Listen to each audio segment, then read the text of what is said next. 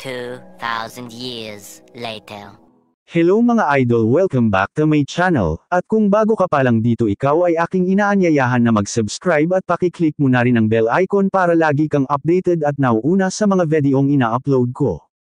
Balikan naman natin ang mga bagong update sa number 1 na teleserye ang FPJ Batang Quiapo.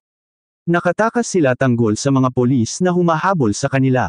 At nakarating sila sa isang private resort na kung saan ay nagpanggap sila na magjowa.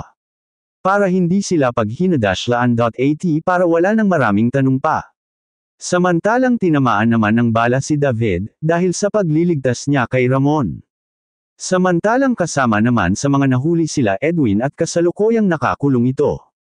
At sinabi ni Rigor na mabubulok na kayo dito sa kulungan. Nakita naman ni Noy at Lola Tinding si Rigor kasama si Lena. At magkahawak pa sila ng kamay, sinabi nila kay Tess pero hindi naniwala si Tess. Galit na galit naman si Ramon kay Edwin dahil alam niya na si Edwin ang nasundan ng mga polis kaya nakapasok sa loob ng pagawaan ng drugs. Nag-away-away naman ang pamilya ni Makang at sila Ramon dahil sa ginawang pananakit ni Ramon kay Makang maghiwalay kaya sila Ramon at Makang. Yan ang ating aabangan dito lang sa FPJ Batang Quiapo, hanggang dito na lang, God bless you all.